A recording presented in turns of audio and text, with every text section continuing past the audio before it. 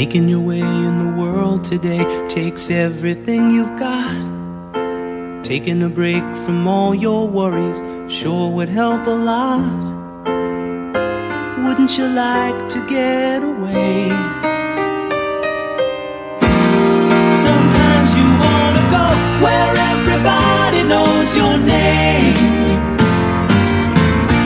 and they're always glad you came. You wanna be where you can see our troubles are all the same. You wanna be where everybody knows your name. You wanna go where people know people are all the same. You wanna go where everybody knows your name. FightSaga.com presents WAWR Week Radio Chats with boxing scribe Joseph Herron. Guys, welcome. Happy Wednesday, everyone. And I tell you what, and if you haven't heard last night's show with Coach Ronnie Shields, it's still up and you can check it out. Guys, it was really enjoyable. I love sharing the air with legendary fight trainer Ronnie Shields. But tonight, guys, I'm being joined by my very dear friends, and I'm going to introduce them one at a time. First of all, I'm going to introduce Frank by the Bay. Frank, hey, how are you, sir? What's up, Joe? Good. Always and love also, to be guys, on the show. Oh, I tell you what, thank you for being here, my friend. Love sharing the air with you as well. And guys, if you didn't hear him last Friday, you can get an earful tonight, all the way from our nation's capital. My brother James from the Boxing Source. James, how you doing, sir? Doing good. Just checking in here on the WAWR Week Radio Network. Thank you, my friend. I tell you what, it's always an honor and a pleasure to share the air with all of you. First of all, before we get started, guys, and once again, if you listen to Friday night broadcast, right, I warned you guys not to believe Chicken Little Mike Coppinger of ESPN. His article basically stating that, the fight was in jeopardy and the sky was falling. Guys, we're going to be getting Spence versus Crawford. Expected announcement later this month. Okay? And we're going to spell it out for you and go into it. Exactly what we've been told and exactly what we know up to this point. Before we get started, though, I want to give a shout out to some of our dear friends in the chat. My brother, Toby Bartlett. Salute Joe in the chat. Salute to you, my friend. And you know what, brother? We're going to talk all about Conor Benn, Chris Eubank, and the PED issue, as well as the issue with the BBBFC. We're going to talk about all of that, my brother. And I'm so sorry that this fight may be in jeopardy. And we're going to talk about PEDs in boxing. And I'm going to give you my weird original take on all of that. And I want to give a shout out to my brother, Cali Fire. Thank you for joining us. This dope intro song. Yes, I love Cheers, man. Salute to you, brother. Also, my dear friend, Ryan Singleton. Love the photos, Joseph. I tell you what, love you, brother. It's been way too long. I need to call you sometime very soon, man. I miss you, my friend. Also want to give a shout out to my brother, Tycho TV. Salute to you, brother. Also want to give a shout out to my brother, Big Luke from New York. Now got Wi-Fi at my household. Don't have to listen to WAWR Week Radio on the side of the road. God bless you, brother.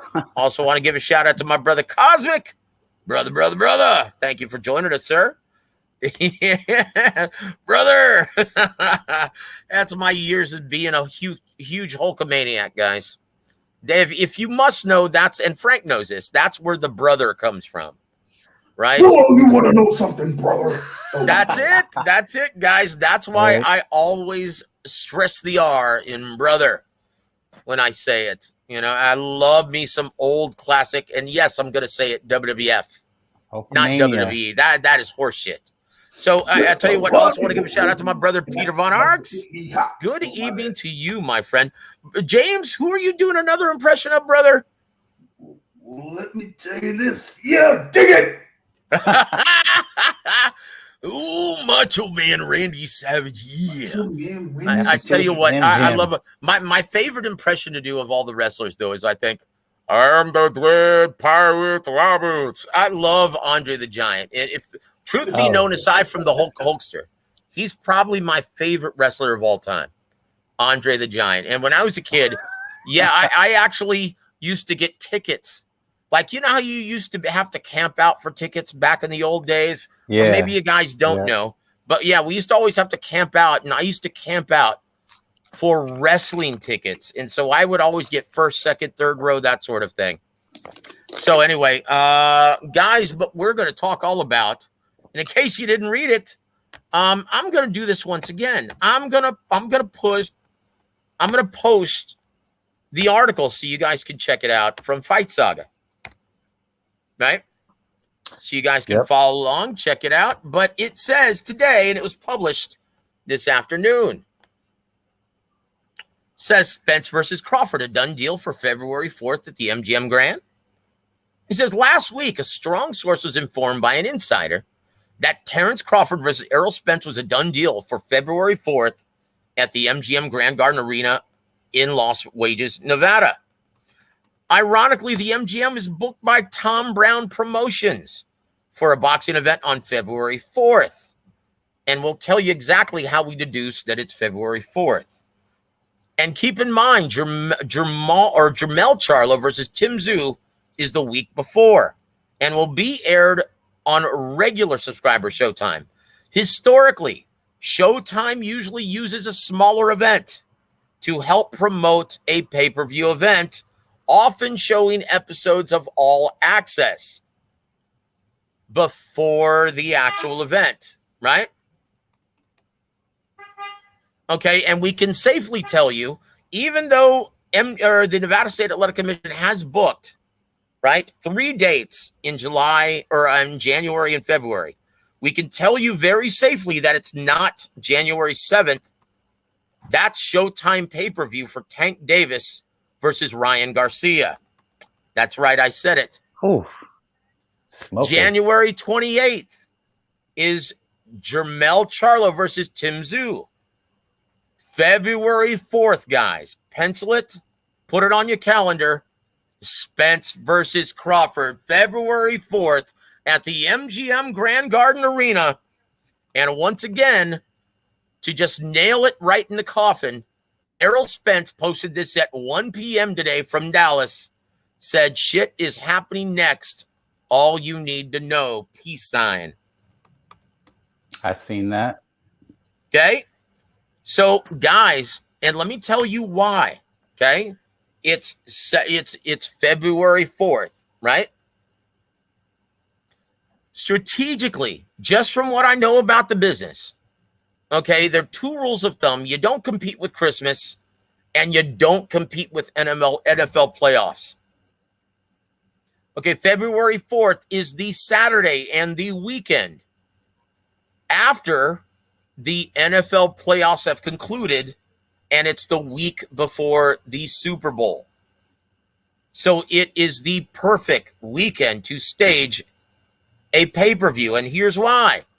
Because you want all mainstream media outlets to be covering Fight Week. Okay? That's it, guys. And once again, you look at Garcia versus, the only thing that we can't confirm right now is whether or not this is going to be on Fox pay-per-view or Showtime pay-per-view. If it's on Fox pay-per-view, it would make a lot of sense. And it's the primary reason why you're not getting, neither fighter is getting a pre-fight guaranteed purse. Fox would be doing this for 10% of the overall proceeds, with the fighters and the promoters getting everything else. Okay? So there it is. James, do you have anything to add first, sir? No, you pretty much broke everything down. Going through that article, I've kind of talked with a few people in reference to this particular fight. When that's kind of, where it zeroes in at. Know that one person within the camp had said that, hey, the fight's going down. It's just not, when people thought it would be. And that is, as mentioned, November 19th, which, at the time, it felt like it made sense because one, Vegas was open around that time for MGM Grand Garden Arena. Yep. And that's usually, a time when they could do an event of that magnitude, similar to Crawford versus Porter last year. So a lot of people zeroed in on that date for Spence versus Crawford. But since the deal hadn't gotten over the line in time for that, they had to kind of like step back a little bit, go over a few more things, and then jump at it again. But with Errol Spence making that post, and he really doesn't, go public a lot when it comes to fights being made or being close to made. But when he says something like that, that means yes, it's a go. So that's why. Well, and also, I'm sorry, I forgot to add that yes, I was told that this is going to happen in February. That's all I was able to confirm. Mm-hmm. I haven't, and once again, I'm waiting to see if this is going to be on Showtime pay-per-view or Fox pay-per-view. My guess is that it's going to be on Showtime pay-per-view because it's immediately following the Charlo Zoo fight on Showtime Championship Boxing. But because there's no guarantee, it would make sense if this were on Fox. So that's the only thing I'm waiting on. Other than that, guys, you can mark your calendar. You can put it in the bank. February 4th, Spence versus Crawford. Expect the announcement, guys, very, very soon. Okay? Now, I wanted There to you add go. to that part in reference to network coverage. That was one thing that was a head scratcher, given the schedule that was put out for, as you say, and I've said a couple times, Lost Wages, Nevada. That January 7th, January 28th, and February 4th were reserved dates for a certain promotional company, and they work with Showtime and they work with Fox Sports, whether it's Fox or pay-per-view.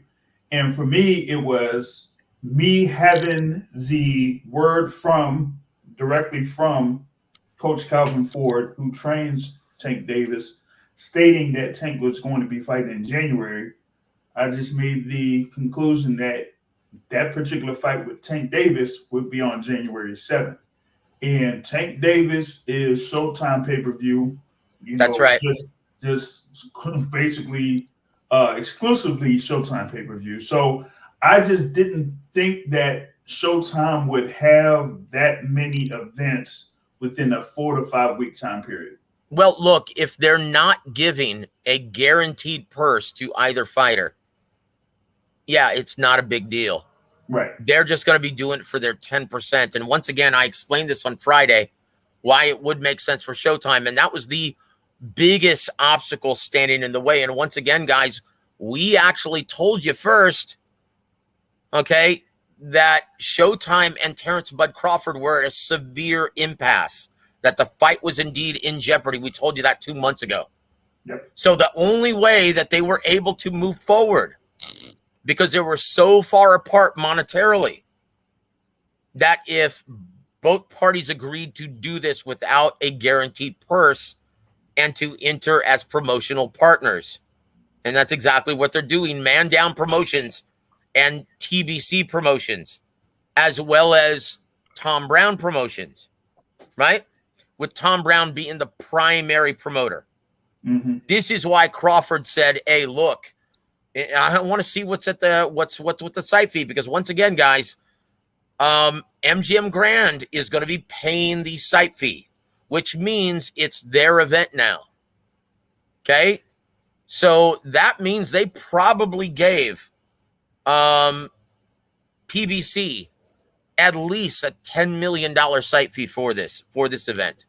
At least. Okay? So this is why Terrence Crawford said, well, look, I want to see if all of this money is mine and I'm a partner, I want to see where everything is going. Okay. And so basically, he wants Tom Brown and Al Heyman to teach him the business with this Yep. promotion, because Yep. that's basically what's going to be happening here. He's Yep. going to learn that the site fee pays for the entire undercard, pays for the lodgings, pays for all the expenses, pays for the promotional on this, because most people don't realize, guys, the promoter is responsible for the cost, the executive producer cost for all access on Showtime. Showtime doesn't pay for that. The promoter pays for that. And Terrence Crawford has no idea. He's going to learn, though, very quickly. Oh, shit, man, that's a lot of expense. All the network usually does when they pay the licensing fee is guarantee the money for the main event. That's it. And it's hilarious how all of these YouTube ass clowns who claim to be content creators but aren't in the business, who don't know feces about the business, they blame, see, PBC, Al Heyman doesn't have any money. Guys, no major promoter uses their own money to furnish these events. They get a casino site fee to cover the undercard, to pay for expenses, and they depend on the network licensing fee to cover the cost of the main event. That's how it's distributed, guys. Mm-hmm. But if you think that Eddie Hearn is using any of his own money for any of these events he's putting on DAZN, you're sadly mistaken. DAZN is writing all of the checks, guys. Golden Boy Promotions, DAZN is writing all of the checks. When they put an event at Fantasy Springs Casino, that means they just paid the site fee. Mm-hmm. Okay? DAZN is paying the licensing fee. Top Rank, they're also just putting for par. That's why they have so many events at casinos, because they get the guaranteed site fee and they also get the guaranteed licensing fee from ESPN. But if you think that any of these major promoters use their own money to stage these events, you're high on crack. OPM. Especially in Las Vegas, Nevada. And I wanted to add to a little thing there when you mentioned DAZN, because there are a number of people or fans or whatever it is that like to slam DAZN to a certain extent, but they don't really know that DAZN is part of a huge media company that's worldwide, and that DAZN itself is just a small little smidget of what the larger corporation does when it comes to media. So when they talk about the numbers of DAZN losing this or DAZN losing that, trust me, that's only a drop in the bucket to the overall budget that Perform Group has. So there's that. And in reference to going back to the thing with Spence Crawford, you did mention February 5th or February 4th as a perfect time. And when we talked about how other sporting events tie into or tie around it. Okay. Yep, that's it. So let me get this out of the way, James. Okay. Champ Ross says Super Bowl weekend here in the States also. Nope. It's the following weekend, sir, and that's strategic. That's why it's on February 4th. Yep. All of the mainstream media is going to be at the Super Bowl week. The entire week, they're going to be covering that event, which falls on February 12th next year. Okay? Yeah. And so this is strategic. It's exactly between, it's the weekend following the NFL playoffs and the championship games. And it's the weekend preceding the Super Bowl. That's why it's February 4th, guys. That's strategic. So once again, circle your calendar, guys. Spence versus Crawford is finally going down February 4th. Make your travel arrangements. Circle your calendar. Book your hotel, because it's happening February 4th. Book it. Now, we did talk about if it was going to be on Fox pay-per-view or Showtime pay-per-view. Now, it would have That's been the only something. thing that I wasn't able to confirm, James. Right. Now, it would be something if you had on January 29th the NFC Championship game on Fox. Then the next weekend, you could have Spence Crawford on pay-per-view, but That's what the I'm saying, brother. following So weekend, that's the only thing I'm not certain of. And once again, the Super Bowl yeah, is going to be broadcast on NBC this year. it's going to be broadcast on Fox this year. Is I'm it going to be just on looking Fox at this it. year? I thought it was Yes. NBC. February 12th, 2023 on Fox. All right, NBC that is headed the last okay. season. That's right. You're right. You're absolutely right, James. You are right. I stand corrected. Frank, your thoughts, brother. Are you excited, my friend? Oh man, I'm excited, but at the same time apprehensive just because of everything that's happened. But I mean, I don't know how you could not be excited. Especially if they announce it, then I'll have to give you your props and because Well, look, this man, is where I and heard it first. once again, Frank, I understand your apprehension. So I was very apprehensive as well. But I warned you guys not to consider this dead in the water just from that bullshit Mike Coppinger article. Okay? I warned you guys because once again, that demand was unusual from Terrence Crawford to seek greater transparency. But as I explained on my show last Friday, which is still up, it's not unreasonable. By law, Heyman has to disclose transparent exactly where the money's going, especially if they're promotional partners. Okay, fighters have to, the Nevada State Athletic Commission has to see that these fighters are getting compensated. He's got to disclose everything, especially because they're not getting a pre-fight guarantee.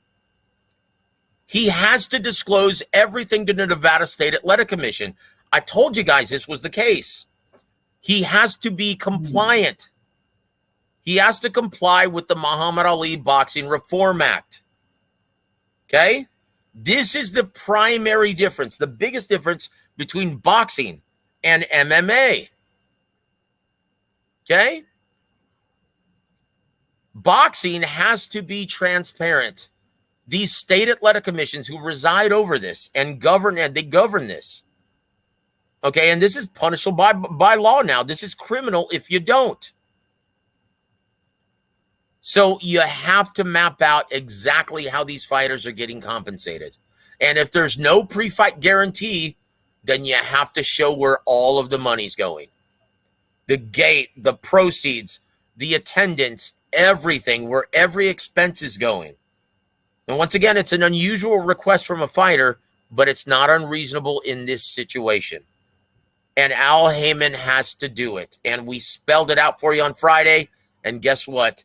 Errol Spence Jr. just confirmed it. Yes, right? he did. With his tweet and what we've discovered on the Nevada State Athletic Commission event calendar. That's it.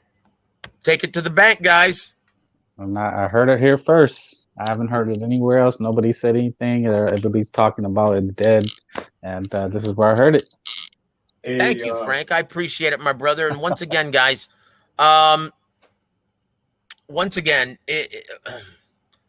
we don't have a dog in the hunt. We remain objective, okay? We cover the sport for a living, right? Now, we do other things to earn more money, but this is what we do, guys. We remain objective, and we don't have a dog in the hunt. We are boxing first and foremost, and pro fighter, pro promoter, pro everything else a very distant second. Okay? We're not one of these channels that prefer a platform over another, or a promoter or a fighter over someone else. Oh, if it's good for the sport, then we're all in favor of it. If it's bad for the sport, we're completely against it. We are pro boxing first and foremost. We're pro fighter, promoter, everything else a very distant second. Like Okay. Bobby, Once again, we deal with facts. We deal with what we know about the business. That's it. James, do you have anything to add, sir? like Bobby the Brain Heenan, I am a broadcast journalist, and I have to be as fair. Oh, dude, I love and me some Bobby the as- Brain Heenan, man. He was the as best. forthcoming as possible, like Bobby the Brain Heenan. No, but Do you remember? Do you remember what he used to call fans? And you know what? And I've been guilty of stealing that moniker. He used to call them ham and eggers. Yep. So all you ham and eggers who are planning on purchasing this pay-per-view. I love me some WWF, classic WWF, man. Nothing else like it. That like when I was a kid, yeah, that was the best, aside from the NFL and the MLB. That was the best form of entertainment. I absolutely adored my WWF. Just loved it. Yeah, there's nothing. I want to like give a it. shout out to my brother Antonio Luna joining us from Long Beach, California. It's good to see you, my friend. I'll tell you what, my brother Toby Bartlett. We're pro halftime pizza. Thank you, my friend. And guys, if you're in the South Texas area or specifically in San Antonio, Texas, please go visit Halftime Pizza. They're awesome, guys. Tell you what, El Pinche Punch, he says, oh, I've heard this story before. Really? You've heard that this is happening on February 4th at the MGM Grand Garden Arena? No, I understand what you're saying, brother. And once again, you'll see. Okay? Take it to the bank, brother. You'll see. Want to thank you for joining us, so Pinche. We appreciate it, brother. Also want to give a shout out to our sister, Barbara Choice. Salute Joseph here in the chat and the panel. Salute to you, my sister. Thank you so much. Hold on. Why the gloom and doom, Pinche? What's up with that, brother? Love you, brother. Thank you so much for being here. Hold on. John McSmith, the welcome to the show, sir. He goes, make sure your airfare is refundable. He goes, I'll believe it when I see it. Well, to John, I will say this. I did have to make adjustments to my lodging accommodations. So I get exactly what John McSmith is saying there. And that's understandable, guys. But I can tell you with great certainty, you can circle your calendar and you can take it to the bank. Okay? I can tell you that with great certainty. Once again, what we know about the business, what we've been able to deduce from all of this is that it's going to be February 4th. It's going to be the MGM Grand Garden Arena. And in the main event, it's going to be Errol Spence Jr. versus Terrence Crawford for undisputed supremacy at 147 pounds. How do you like that? Can't complain. What do you think the price point will be? Is it going to be the 100 like they're talking about? No, because there's no guarantee. Okay. Look, there's no guaranteed purse, guys. And once again, the network is only taking 10%. Okay? The site fee paid for by the MGM Grand is going to furnish all of the money for the promotion, all of the money for the undercard. Right. So, guys, I tell you what to expect. Don't expect a great undercard because all of this money is going to be going to the promotion of the event. Okay? Well, Don't I'll tell you what. Okay, I'm going to break the news also here. In the co-main event of the evening, okay, guys, and this is going to shock you. In Montastañones versus Gabriel Maestre. Oh. Yep. Michael Fox. Michael Fox, who beat Maestre, right? Yeah. He's going to be fighting Igas Kavalyaskis on Saturday night in Carson, California. Yep. Okay? So the guy who got the bogus decision because he's being currently managed by Gilberto Mendoza, the president of the WBA. Okay, a conflict of interest, a pain in the ass. Get this. He maneuvered it to where Gabriel Maestre is getting a title shot against the WBA regular title holder, Amantes Staniones. That's going to be your co-main event. I completely forgot to announce that.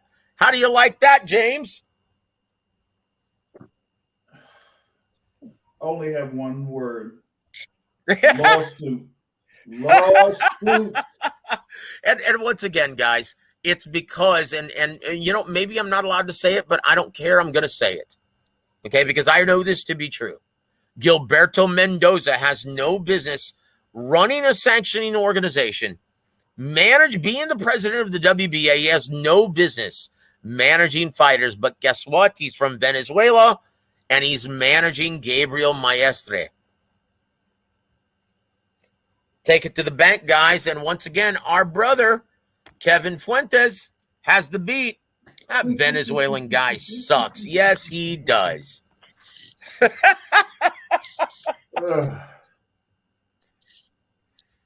I almost forgot about that. But yes, that's one fight that's going to be on the prelims of Crawford Spence. Oh, man. Like I said, guys, don't expect a great undercard because all of the money is going to be going to the main eventers. That's it. So it's going to be different than the situation with like the upcoming card October 15th that we talked about. Oh, you're talking about Deontay Wilder, Robert Helenius. Correct. Yep, completely different. Gotcha. So the site fee for this, and once again, all of that money is going to be going to the promotion of the event, as well as whatever's left over to the fighters. So, guys, don't expect a great undercard. And once again, for this event, and I've already explained this,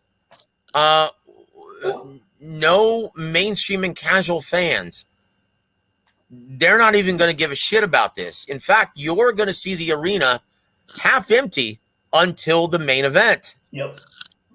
That's what happens at a casino card, right? Mm-hmm. James, when's the last time you've seen the Grand Garden Arena filled to the rafters before the main event starts? Never really seen it. Nope. The only All time I my see years that, of covering these events, never seen it. I'm sorry, Frank, as you were, sir. only time I see that is at these UFC events. They pretty much stay for the entire card, but not at boxing. Not at boxing, not at all, brother. I tell you what, let's shift gears, guys, and we'll go back to this because we plan on being here. In fact, I feel like I'm just getting started, right? So we're going to go to our brother, Kevin Fuentes. He says, Joseph, you think that Ben Eubank fight will go on? In my opinion, yes, it will. Guys, it's going to be just like Hey Chisora in 2012, and it's going to be sanctioned and governed by the Luxembourg Boxing Federation. So this raises a big question. If the fighters don't give a shit if a fighter tests positive for a banned substance, and the promoters don't give a shit, Kale Sal as well as Eddie Hearn, Matchroom Sport, why the hell should the fans? Hey, may the best juice win, baby. Why the hell should we care? If the fans don't care, or if the fighters don't care, the promoters don't care, the governing body doesn't care, who gives a shit?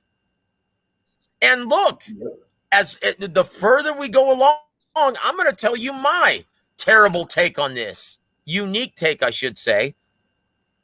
That you can argue that the boxing business, the sport, is actually safer with everyone juicing to the nines. Frank, what do you have to say about that, brother?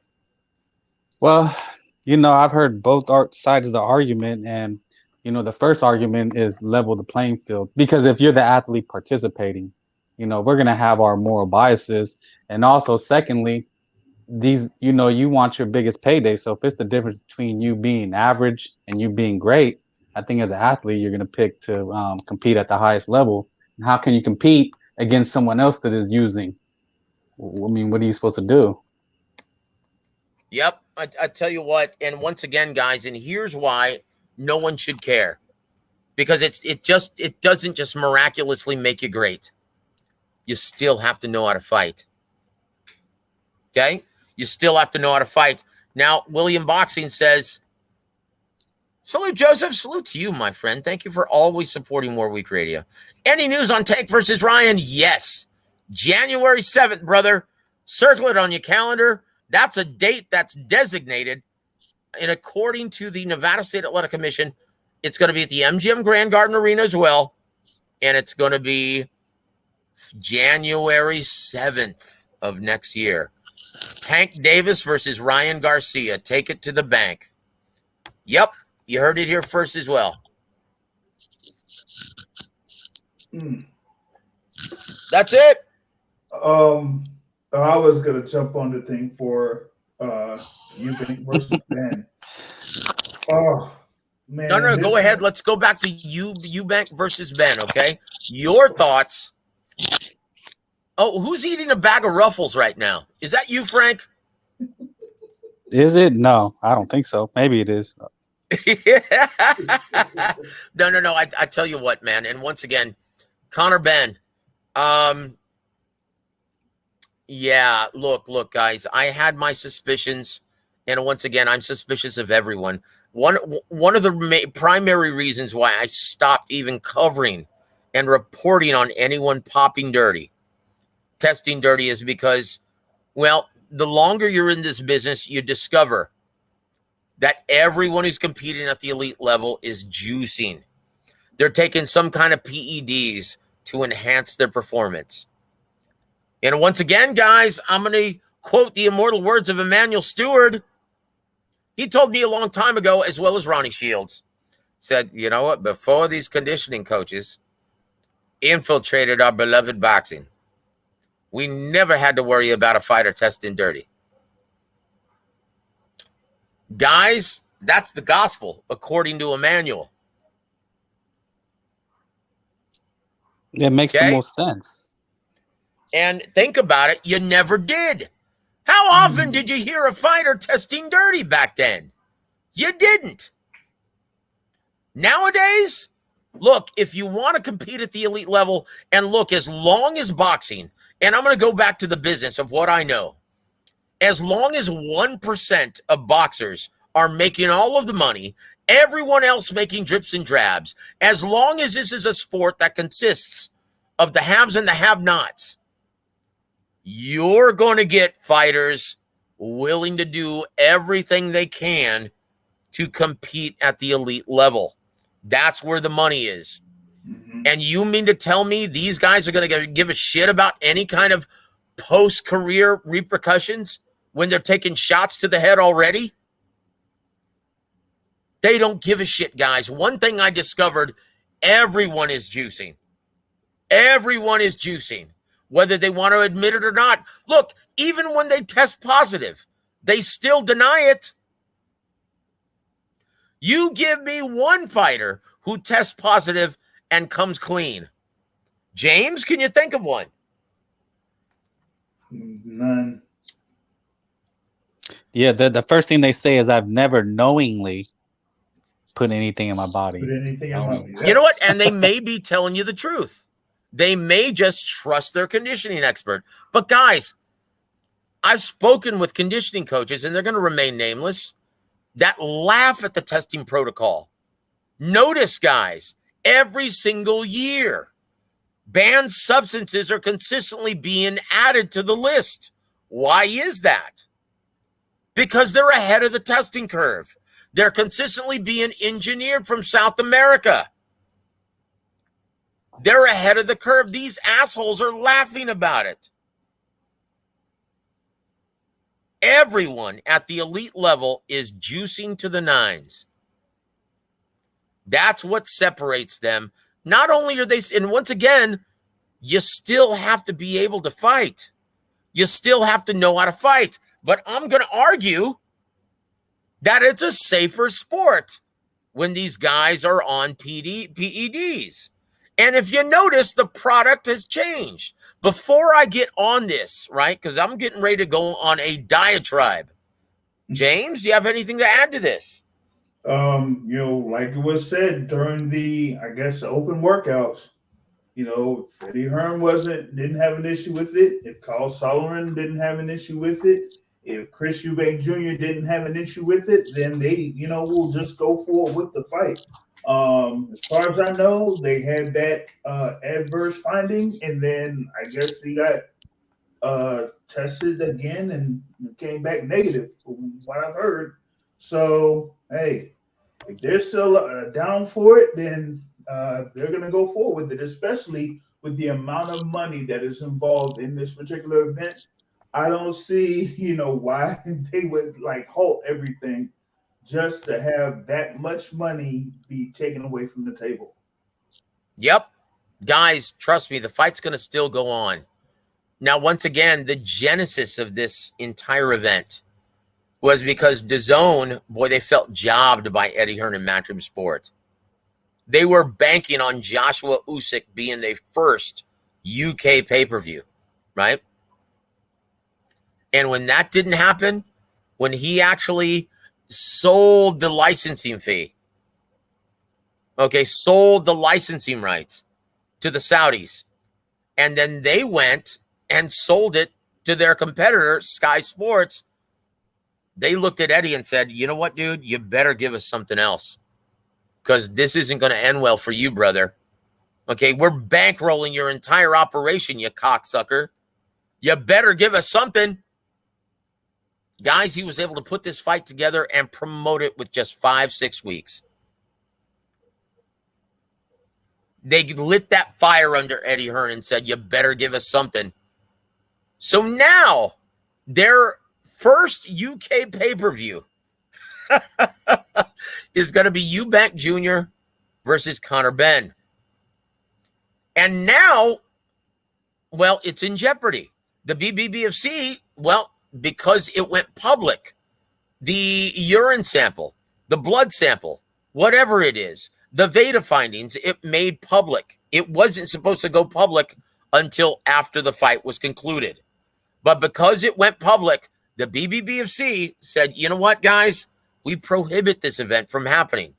So guess what?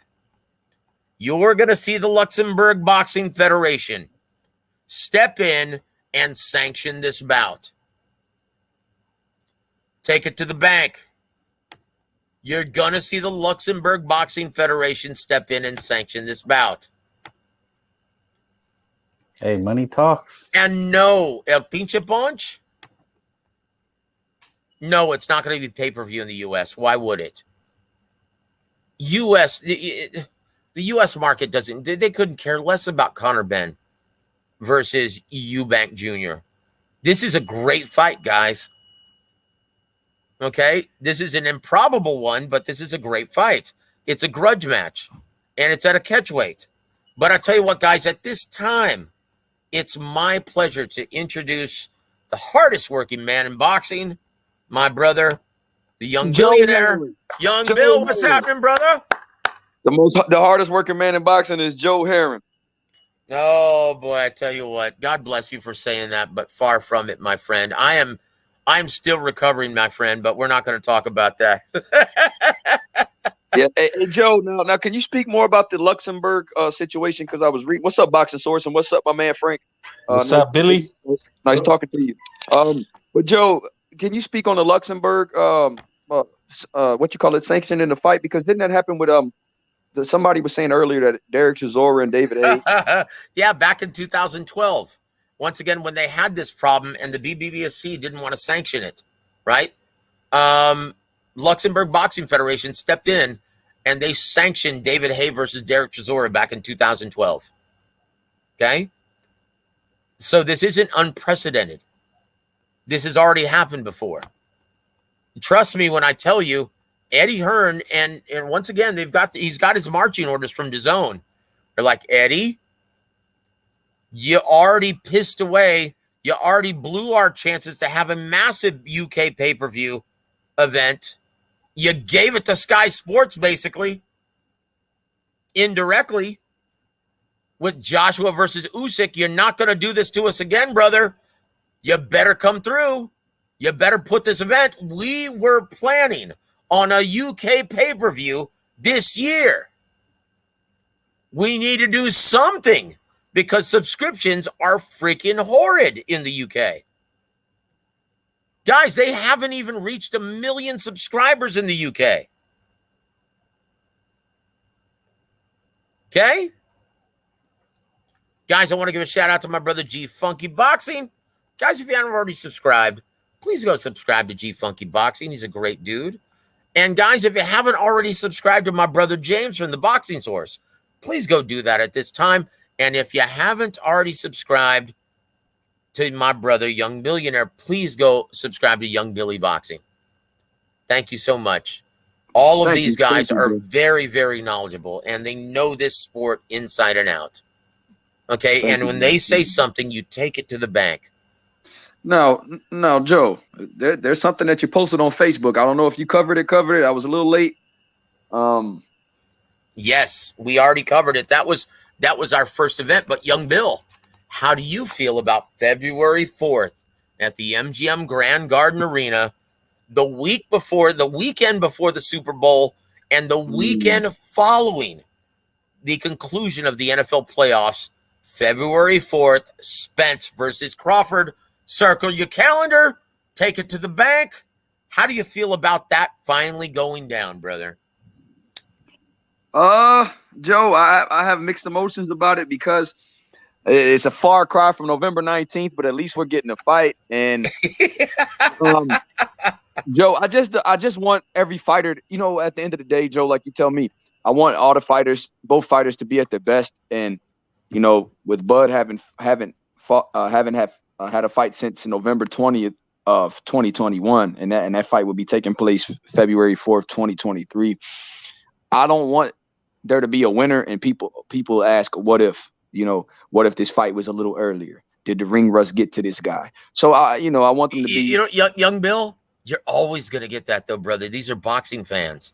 Okay. Yes. And once again, this is what I can't stand about fight fans. And once again, and I always take great pride in this, guys. Our extended WAWR Week Radio family are the very best and most intelligent fight fans on YouTube. Take that to the bank, guys.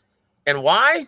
Because they don't bitch and moan nearly as much as other most fight fans.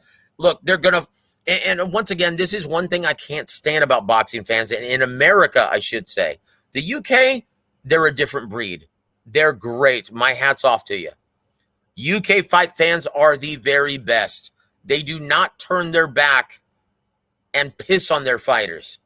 Even after they lose, they support them regardless, right? In America, they're the absolute worst. And they've somehow, somewhere along the way, they've been tricked into thinking that it's a more intelligent way of looking at things to constantly bitch, moan, and complain about things. Quite the contrary, guys. If you understood more about the business, you wouldn't complain nearly as much. I mean, shit, look at the calendar we've had this year. Look how many undisputed fights, right? Unified matchups that we've had. This year alone, look at all of the record TV dates we've had on DAZN, Showtime, ESPN. And boxing fans still, for some reason, complain about everything under the sun. Why is that? It's nonsense, guys. Frank, do you have anything to add for with this? Yeah, I think boxing fans are just degenerates, period. So maybe that's why. No, I think I know I am. We just want we want the best fights, but we have to understand that, the business side of it, like you say, and stress. So, we just got to be patient. And we got so many fights this year, and NUA's going for undisputed, Zero, BVOS. So, yeah, I mean, there's still a great calendar. Guys, this is already this year. If another big fight didn't happen this year, it would already be lights out. And if you go back and look at the calendar 10 years ago, this is an unprecedented number of TV dates that we've had. this year. Okay? Guys, if you love your beloved boxing, embrace it. There's just reason to celebrate. That's it. And guys, you're rare. You actually realize it. Most casual and mainstream sports fans in America, they don't have a clue. Consider yourselves the enlightened ones. Yeah, you know how great boxing has been this year. And I think what the hell do you have to complain about? Regis and Cepeda, and then JoJo and somebody correct me, JoJo in a great match, all in November. Oh my gosh, yeah. Holy shit. Hey, Young Bill, how do you feel about that matchup, brother? Cepeda versus JoJo Diaz.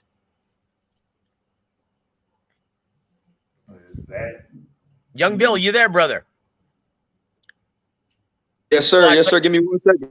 No problem. No, we'll come back to you, brother. James, how do you feel about that golden boy gem right there? Cepeda versus Diaz. And is this a must-win for JoJo Diaz? I feel that it is a must-win for JoJo Diaz, and that is going to be a very great matchup in that particular division. I'd also like to mention that you have the thing with Progress versus Jose for the vacant WBC belt at 140. That's also coming up, and that's going to be a really good fight too. And you talked about, this year. I when you mentioned it, I was thinking about, the fights that I was able to, be able to attend as far as like credential or whatever it is, or actually, go to, like a Spence versus Ugas, like a Jamel Charlo versus Brian Carlos Casano for Undisputed. One that I could have went to in Shakur Stevenson versus Oscar Valdez, or even, Katie Taylor, Amanda Serrano. Tank Davis versus Rolly Romero as an event. Alexander Usyk, Anthony Joshua. The list goes on. Yep. Hey man, don't forget about Carlo Castano, brother. Brandon Figueroa versus Stephen Fulton. Yep. Guys, this has been an unprecedented year. So if you hear boxing fans complain, oh, we don't get the best matchups, that's a crock of shit. Okay, they're just belly aching because they've been tricked into thinking that it's a more intelligent way of thinking and looking at the sport. Quite the contrary. It exposes how limited they are.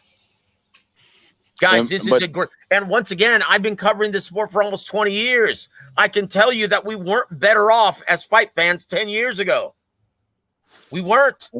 Hey, Joe, let me answer that question about Cepeda and JoJo. I'm gonna take JoJo's quote. He said it's a crossroads fight for him. He said he has to win this fight. Yep. When JoJo said it's a must win for him, and I do believe so. I do believe that JoJo has to win to keep his status as the elite at 135. And Cepeda is not an easy task, Joe. He's a very hard puncher. No, dude. That's a tough task to do it against, Joe. Look, G Funky has the beat. He has a great matchup, and I'll tell you why. Once again, you've got the skill of the former Olympian, JoJo Diaz. He's going to be able to exploit the holes that Cepeda has in his fight game at this time, but does he have the crack in his shot to earn that respect of Cepeda and keep him off of him? Once again, we've already seen what a skilled fighter can't do if he doesn't have any crack in his shot against Cepeda. Just ask Hector Tanahara. Tanahara, Joe. Yes. That's it. Guys, Cepeda is going to roll. It might take some rounds, but he's going to roll all over JoJo Diaz. And there's not a damn thing he's going to be able to do about it. And that's the thing, Joe. Like you said, if you can't keep a guy like Cepeda off you, he's a mean southpaw body puncher too, Joe. He just, like you said, he's vicious. He's vicious on the inside. And JoJo does have superior skill, but like you said, some skill doesn't always keep the lights on. Sometimes skill doesn't pay the bills when you can't keep a guy off you, Joe. And that's man. Look, he's a natural super bantamweight. He's a natural featherweight. This is a guy who has no business competing at 135. Yep. He couldn't punch himself in this division. He couldn't punch himself out of a paper bag. Hey, Joe, that's your favorite. Yeah, I know, dude. You know what, Joe? You forgot the wet paper bag, Joe. That's your favorite. You couldn't punch yourself out of a wet paper bag, young Bill. Hey, Joe, that's yeah, I've got my cliches, brother. Hey, and I want to give a shout out to my brother Izzy B. DeVoe. Good evening to the chat, the Paddle and War Week Radio. I'm late, but I'm here. Let's get it. Yes, brother. Better late than never, my friend. Welcome to the party, sir. I also want to give a shout out to my brother El Picha Punch. He says Warrington versus Lopez. Dude, we're getting all kinds of great fights this year. Hey, Joe, even Ray Vargas versus Oshaki Foster is a good fight. Hell yes, that's going to be for the vacant WBC 130-pound title. I love it. Also want to give a shout out to my brother Juice. Welcome to the program, sir. Thank you so much for joining us and always supporting War Week Radio, as well as Boxing Source, Frank by the Bay, and my brother Young Billionaire. Still, I yeah. tell you what, this is going to be so much fun, guys, to watch the rest of the year unfold. And once again, I defy anyone, okay, when they start making their end of the year honors. And once again, we look forward to celebrating the second annual Young Billy Boxing Awards. I defy anyone to have an easy time, okay, giving these honors, because you're going to look back at the year and you're going to be like, guys, this has been a tremendous year, unprecedented. Okay, this is possibly the best year that we've seen in the past 20. And this is coming from someone who's covered the sport extensively for the past 2 decades. Okay? And once again, John McSmith has the beat. Maybe he's actually making it funny. But I love those 2 matchups. And once again, I was very disappointed with the way Canelo versus Triple G played out. I never thought in a million years, guys, that you would see Gennady Golovkin fight safety first. Young Bill, did you ever think that you would ever see that? Joe, I think Age saw it. I think that you told, like with Joe, like you said, the Father Time. I just feel like Father Time caught up to Triple G a little bit, Joe. And the first time in that weight class, I do think that the power is there, Joe. The punch resistance. I was worried about that, Joe, as Father Time. You told me, I know. You're not knocking out Triple G. You told me that, Joe. You said nobody's knocking out Triple G anytime soon, and I honestly believe that. And he's a veteran. He knows how to survive. But Joe, it left much to be desired, didn't it? And once again, he fell for the bluff. Right? Yes. Canelo Alvarez, having an injured hand, was only sitting with the deck, or only sitting with a pack of 2 jacks. And he fell for the bluff. Guys, all the bad blood. Once again, all the bad blood supposedly leading up to the event. All of that bullshit. Oh, I'm going to knock him out. I'm going to make him pay for his words. Really? That was the biggest bluff. And you know what? Gennady Golovkin folded. He folded, guys. Folded like he had the better hand, and he folded. Okay? Hey, Joe. I want to give a shout out to Sly Tendencies. He said, shout out to legendary Young Bill. Yes, indeed, sir. My hat's off to you, brother. And my guy, Big Joseph Heron. God bless you, Sly. Thank you for joining us, sir. Always supporting the show, my friend. 20 years in the business and still going. The best ring announcer and commentator out there, Joe, for real. I really believe that. Oh, God bless you, man. Thank you for saying that, my friend. I tell you what. Honest to God truth, though, Joe. I say that out of, I say that because it's true. It's genuine, because when we did that show, Joe, and I know, this is not the time, but I just, the way that you guided me and led me in that, in my first experience doing that and kept me afloat, because I didn't know what to expect. I had no prior experience, and the way you led, and no dead time, Joe. It was amazing, man, to see that. So, and you have the voice for it too, man. Like, people always say that. That's why people, when they hear you, they say, man, who is this guy? People in the chat always say, man, what network is he with? Because they automatically assume and know that you've been in the business by the way you speak. So that's a big deal. And shout out to Joe the Legend, my main man. Thank you, my friend. God bless you, brother. And let me tell you, it was an honor and a pleasure to work with you. And I really hope and really pray that we get very, very many more years of doing this together, young Bill. Because I tell you what, it's a joy to work with you, my friend. But Frank, Yeah. Frank, Yeah. what fight are you looking forward to, brother? This Coming is up on the gonna be calendar. And in terms of reminiscing this year's calendar, what fight stands out for you, brother? The most fight that stands out would probably be Inoue's destruction of Nito Donaire. Holy shit. Okay, cover your ears, young Bill. I'm sorry. I just Hey Joe, that stands out to me too, man. It's no, it's a part of the sport. Oh, jeez, dude. Yeah, look. And let's go back to our PED conversation. Okay? Okay? Because when have you ever seen throughout history a bantamweight, super bantamweight, knock out guys in that fashion? And I'm going to argue, guys, that it's a safer sport as a result of it. Guys juice into the nines, and it's changed the product. Guys, this is no longer a fan-friendly product, not like it used to be. Remember the wars back in the 80s, back in the 90s. Arturo Gatti versus Mickey Ward, which he just turned 57. Happy birthday, Irish Mickey Ward. But remember those wars. Remember those wars. They don't happen anymore. And why? Because guys are more respectful of power from their opposition.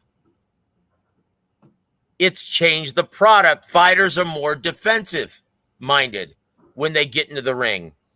Guys are very reluctant to let their hands go regularly. They throw 1 or 2 punches at a time now. You don't see the wars that we used to back in the 80s on a regular basis. Frank?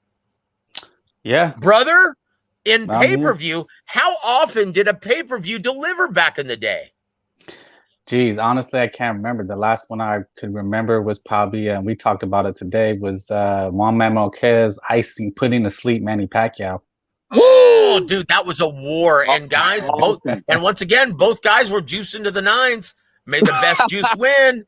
Juan Manuel Marquez walking into the ring looking like the Incredible Hulk with acne on his back. Hey, Joe, but I mean, but most were duds though. Hey Joe, so are you insinuating, and you're not saying this? I don't want to get it. Are you saying that? I'm saying it. No. I'm not inferring. I'm not insinuating. I'm telling you, everyone at the elite level is juicing. And once again, these guys are already taking shots to the head.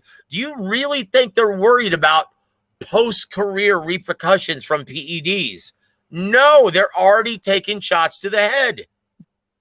And I'm telling you, boxing, the product has changed. This is why most mainstream and casuals, they're very reluctant.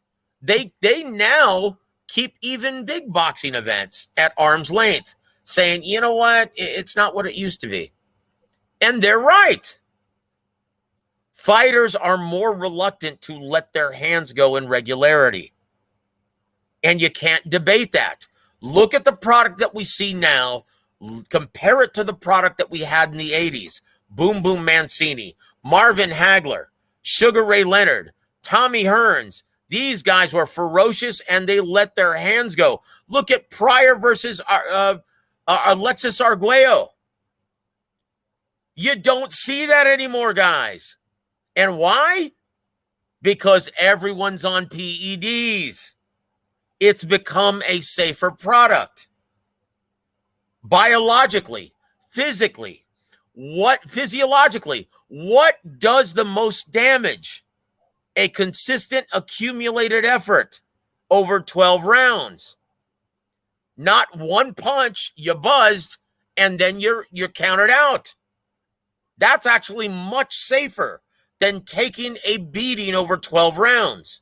You don't see that anymore. Guys, I'm going to tell you, on PEDs, boxing has become a much more safe product. Prove me wrong. Anyone on this panel, prove me wrong. No, I don't want to prove you wrong, Joe. I just want you to. So you're saying Inoue was on that stuff. Inoue was juice to the nines against my boy. Okay. Hell yes, brother. Of course he was. And once again, all of these guys are ahead of the curve. I've spoken to conditioning experts that just fucking laugh at testing protocol. And once again, ask yourself, young Bill, ask yourself, why are substances consistently being added to the banned substance list? Because they're ahead of the curve, brother. Absolutely. Hey, Joe, I don't think nobody on the panel is going to prove you wrong tonight. Yeah. Well, once again, guys, hey, you know what? If you want to debate, if you want to discuss this, go ahead. I'm all ears. Tell me I'm wrong. I mean, the only takeaway from that, if I wanted to, is just as far as the only argument is that it's a safer sport without the PEDs. That's the only argument. But if you put it under that lens that it's safe for actually a guy, because what comes to mind as a fighter, imagine had he been on PEDs, was like Bam Bam Rios. Like he was, a slugger. But imagine he just was able to just pop you, one shot. He might have lasted longer. How many guys do you remember if they were on the juice, how they would have performed? Okay, so our brother Steven joins us. Welcome to the show, sir. He says, there's been several deaths recently, though. Was it more common back then? Okay, ask yourself, at what level did those deaths occur? At what level? Not at the elite level, Joe. Not at the elite level. Not where they're all juicing, brother. And once again, one of the reasons why I couldn't care less now about this issue is because they're all doing it, whether they even realize it or not. Connor Ben, when he says, hey, I'm innocent. I've always tested negative. Okay, he may be telling the truth. He may not have been aware that he was giving this supplement. That's on him, though. If he's putting something in his body that he doesn't know of, or he isn't aware of, and he doesn't know exactly what it is, that's on him. But is he telling the truth? He may be telling the truth, guys. Think about that for a second. Yeah, there's plausible deniability. That's what they call it. But at the same time, that's the appropriate verbiage. Very good, Frank. Plausible deniability. That's perfect. Yes. But the difference is if you go from, like, I've been in the gym atmosphere. So if you go from and when you're working out, you have to take supplements. You just have to. I mean, your body, because you're tearing your body down. But if you go from spending 300 to 4,000, I mean, there has to be an alarm, right? I mean, you can't just have plausible deniability at that point, especially if you go from running 1 mile at, and then now you're doing 3. Your body, you're going to feel in your body the increase of strength, speed, and stamina. My boy Juice, Joe, your boy Juice says, how ironic, huh? How fitting. Juice says Spence, Ricardo, Ben, Inouye, Better Beef, Canelo, Bivol, all on that shit, as you would say, Joe. They're juice to the nines. That is not my word. That's Joe's. Look, guys. And once again, you're not going to hear me. Okay. Go look at everyone's pound for pound list, top 10. How many of those guys have been popped? How many? How many of them guys have been accused of testing dirty? Okay. Once again, Canelo's no angel, brother. All right. Dude, come on. Guys, and once again, Beterbiev, why is his body breaking down? Yeah, that part. Okay, too. he can't handle his ligaments in his body, can't handle the muscle growth. Okay, and once again, there's a reason. Like, you look at this consistent injury among fighters, it's ligament damage because their body can't handle this sporadic and sudden muscle growth. Okay? Guys, and once again, I'm going to preach the gospel according to Emmanuel. You know what? You never had to worry about anyone pissing dirty before these conditioning coaches infiltrated our beloved boxing. That's a manual. That's a manual speak, right? So Ronnie was saying too. Doesn't Ronnie was preaching that as well, and it's impossible to argue with those guys. Look, all I can say is there's a reason why Ronnie Shields is not working with Danny Arnold any longer. Did I just say that on the air? Yes. Audible, Joe. Okay, yeah, Omaha. Hey, Joe. Now I'm gonna tell you what fight I'm looking forward to. Beevil, Zerto, and Joe. Guess what else? Your boy Lomachenko coming back against and Robeisy Ramirez against Jesse Magdaleno. Joe, I'm looking forward to Estrada Chocolatito 3. Guys, in the return also of Devin Haney versus George Kambosos, Deontay Wilder versus Robert Helenius. Guys, this is going to be a great end of year. Guys, we're in for a real treat. We've already been treated. The boxing gods have smiled upon us.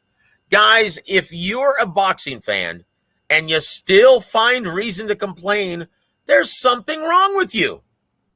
There is something wrong with you. It's unprecedented. Look, when HBO and Showtime were the two biggest platforms, we never had this many dates. DAZN, Showtime, ESPN. Guys, it's almost every weekend. You know what? It really upsets me that boxing fans would complain at this particular point, because this period is where we get the most boxing content that we've ever had. That you have all of these fighters that are available for you to watch them. That's something that, as a fan of the sport, you will want. So there shouldn't be any reason why any of these fans should complain, at least in my book. No, you're absolutely right, James. And once again, they've been tricked into thinking that it's a more intelligent way of looking at the sport. But if you truly know what you're looking at, quite the contrary. And to talk about those fights at the top level, the best fight that I kind of like attended this year was that Charlo versus Castaño fight. Oh my gosh! What an amazing performance by Jermell Charlo. Yeah. And you know what, man? Brian Castaño, that guy's elite. That guy brings it. He's a 5'7", 154-pound fighter, and he competes at that level. That is something to behold, guys. And that style matchup, constantly in his grill, in Jermell's grill. And Jermell, boy, he rose to the occasion. He understood, right? Oh, hold on. Bruce, once again, Bruce, I love you, brother. And once again, guys, if you haven't already subscribed to Bruce Gas, Boxing, Jazz, and More, our very good friend, please go do that at this time. Always great discussion on his channel. God bless you, brother. But he says, we get quantity over quality. All right. Well, tell me, Bruce, in what other year have we gotten this, in the 4-belt era? Have we gotten this many undisputed, right, and unified championship fights? Tell me. So don't give me that horse shit about quantity over quality. Don't give me that horse shit, brother, because that's garbage. Now, once again, the product has changed. So you are a very good boxing fan. You grew up in a different era, and you've come to appreciate a much different product. And it was much better in the 80s, in the 70s, in the 90s. I'm telling you, the product has changed. And why? Because of PEDs, rampant PED use among the elite. So you get a more naturally defensive-minded fighter, one that has greater respect for their opponent's power. Am I wrong? I don't know, Joe. Hey, look, I'm not putting my name on it, but I'm gonna let Joe put your name on it, champ. I plead the fifth. And that's all good, brother. That's all good. But I'm telling you guys, the product has changed. It's been a hard sell for most mainstream and casual fight fans. This is why a fight like Tyson Fury versus Deontay Wilder 3 was such an anomaly, when that used to be the norm back in the 70s, 80s, and 90s. That was the norm. Holmes versus Shavers 2. That's what we saw with Fury versus Wilder. But everyone just, oh my gosh, what an amazing historic fight. Guys, that was the norm in the 90s. Even with the B-level heavyweights. Mm-hmm. Guys, go back and look at Oleg Moskayev versus Corey T-Rex Sanders. And you tell me that wasn't a freaking time capsule war. Layman Brewster versus Sergey Liakovich. And that was recent. Guys, that used to be the norm back in the 70s, 80s, and 90s. To see that kind of display, to see that kind of product, to see that kind of work rate, to see fighters take that kind of punishment. Not anymore, guys. And why? PEDs. It's rampant among the elite. Whether they realize it or not, and once again, guys, Conor Benn may be telling you the truth when he says, I've never taken anything in my life like that. At least not knowingly. But since conditioning experts have infiltrated our beloved boxing, guys, everyone's at risk.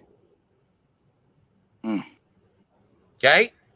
That's all I'm going to say about that. Hey, Joe, did you break down the why? Well, hold on. Before we move forward, I do have to say this, okay? James, Boxing Source, tell us where to reach you, brother. And once again, thank you for your area of expertise this evening, sir. Yeah, not a problem. Of course, you could follow the Boxing Source on YouTube. You also have podcasts available on iTunes. You can subscribe to the podcast. And just, check YouTube out for any updates on things. I gotta put up a couple of clips from the conference call today from Caleb Plant and Anthony Durrell. So I'll do that. Great job on that, brother. Great job on that. And once again, Boxing Source, keep cranking out that original content, brother. You do a great job. And guys, if you haven't already, please go subscribe to my brother James at the Boxing Source.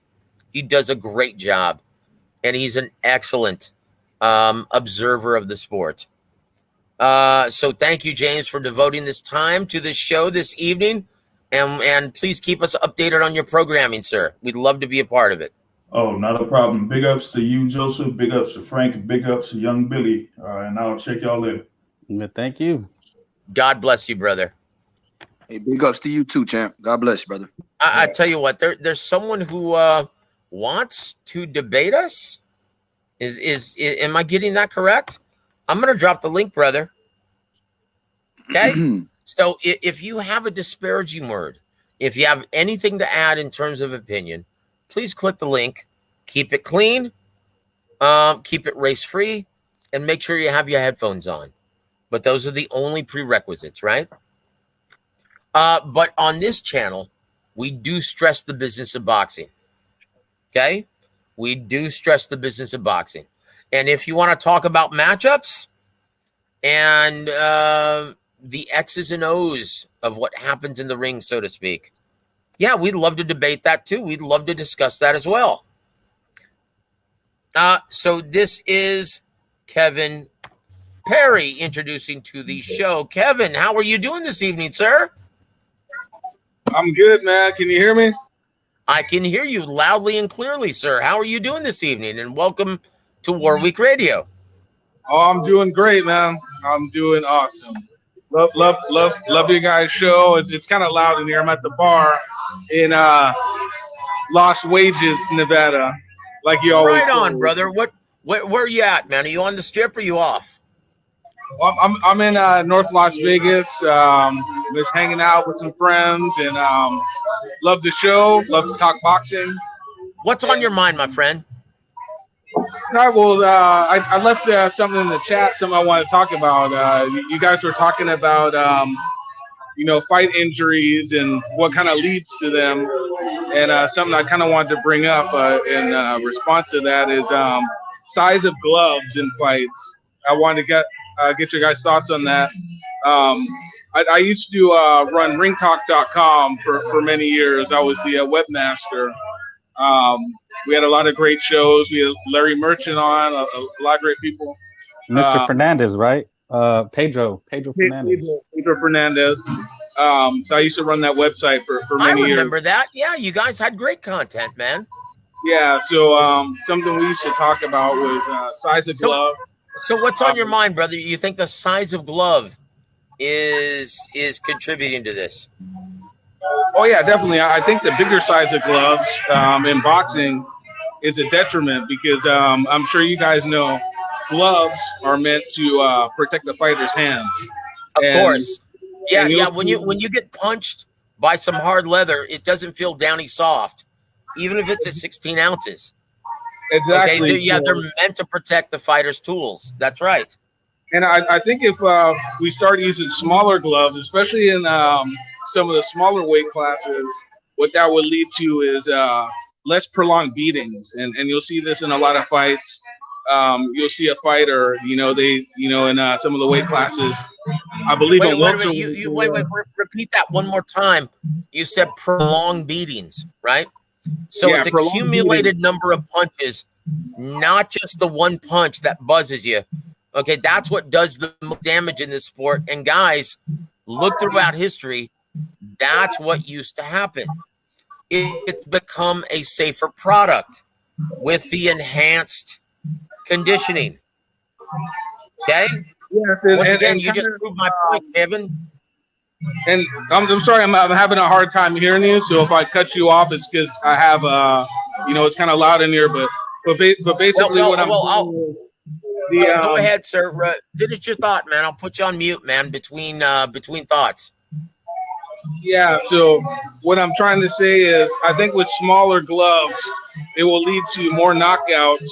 The bigger gloves, what tends to happen is you'll see fights continue a lot longer because the bigger gloves lead to fights extending a little bit longer than they should, less knockouts.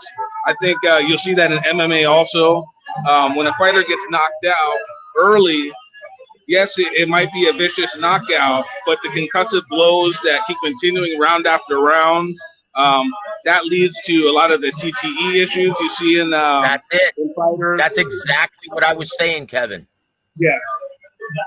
That's exactly what I was saying. If I'm not hearing some of the stuff you're saying, so yeah, I just want to extend that to you. If I'm not, seems I'm not communicating, it's No, you're right. You're right on point, brother. I'm gonna mute you for a second, though. Okay. Thank you. Just hang on, Kevin. Yeah, continue with what you were saying. Thank you, brother. So did you guys hear what he just said? Now he attributed to size of gloves, right? I'm attributing it to a more well-conditioned, stronger athlete. Okay? It's the same concept, guys. Guys in the ring, and once again, it's tempered the product. You now see guys more defensive-minded, throwing only one or two punches at a time. You don't see wars on a regular basis like Izzy Vasquez versus Rafa Marquez. You don't see that on a regular basis any longer. You don't see Gotti Ward. Okay, you don't see Corrales Castillo. You don't see that. You don't see Fury versus Wilder 3 on a regular basis. You don't see that anymore. Fighters are more respectful of their opponent's power. It's tempered the product and made it much safer. And when you see of deaths, when you hear of deaths, it's always at a lower level than the elite, where guys aren't juicing to the nines. Okay, that's the bottom line, guys. Kevin, do you have anything else to add, sir? Oh yeah, so just to add to what you were saying, you were talking about, so I guess in regards to the PED use, how far back do you think that goes? Because I'm under the impression that, and maybe I'm not hearing what you're saying correctly. I think the PED use, from my experience in the game, I think it goes way back. I mean, obviously there's different drugs now that, and the system, how the fighters can kind of take advantage of the system has kind of progressed as far as their knowledge of how to beat the system has kind of progressed. And then obviously, Yep. but I guess kind of what I'm saying is that I think you look Go at the on. banned substance list of WADA, right? Of WADA. You look at the banned substance list today compared to it 20 years ago. It's incomparable. You can't compare the two. Okay? There are banned substances added to the list. Okay? Every single year. Like the conditioning experts, engineers are ahead of the curve. No, I understand what you're saying there, but I guess what I'm saying is the amount of fighters that are using PEDs, I don't think it's necessarily changed over time. Maybe more fighters now are probably getting tested a little bit more, but as far as like who's been using, I think that goes back at least like 20, 30, maybe 40 years. So that's kind of where I'm going there. I don't think definitely look. I saw an emergence of this when I first got in the business, and back even further in the 90s. That's when it was starting to get abused, and that's when you started to see and the emergence of the conditioning coaches. Oh yeah, conditioning experts are the drug pushers of our beloved boxing, and once again, not all of them. Okay. But once again, I'm going to preach Emmanuel Stewart, and I have to put you on mute, sir. That's too loud. But I'm going to go back to Emmanuel Stewart once again, stating that we never had to worry about any of our fighters pissing dirty before conditioning experts infiltrated our beloved boxing. That's the reality.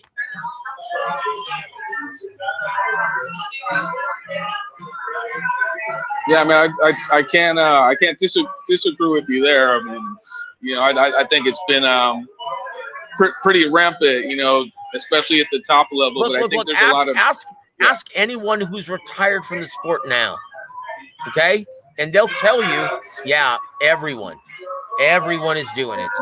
Everyone, whether knowingly or not, everyone is doing it. But I tell you what, Kevin, there's a lot of noise there, brother. We're gonna have to say goodnight to you. But thank you for joining us, sir, and we appreciate it. Where can we reach you, my friend?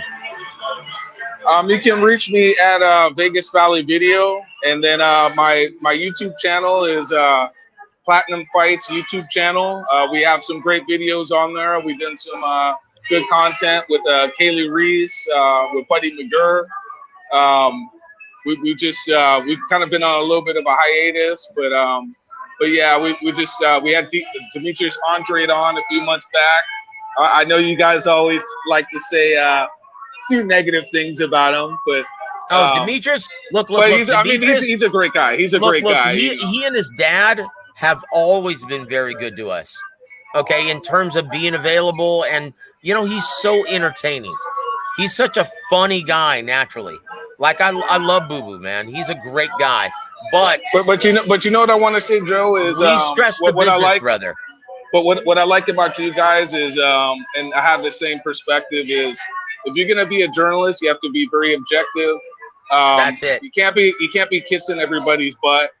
That's it. It's just straight honesty.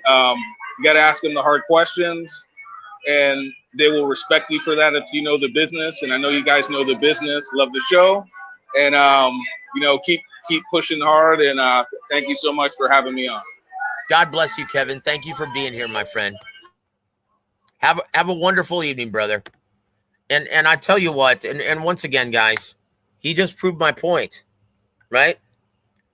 This is a gentleman who's been watching the sport and covering the sport extensively for quite some time, and he's noticed that there's been a change in the product. Young Bill, are you still with me, brother? Yeah, man. I was listening to what he said. He said basically that, you know, the size of the gloves are, you know, contributing to longer sustained beatings. And, you know, well, and once again, we have the same sentiment, but I attribute it to something else. Mm-hmm. Yeah, I know what you can. But it's tempered the product. If you notice, the product has changed. Guys, go back and look at fights. Go back and look at fights on a regular basis from the 70s, 80s, and 90s. It's a different product. It's a different product entirely. Okay? So, once again, that's just all I'm going to say about that. But I will say this. Hey, Chris Eubank Jr., Conor Benn, it's going to go down this Saturday.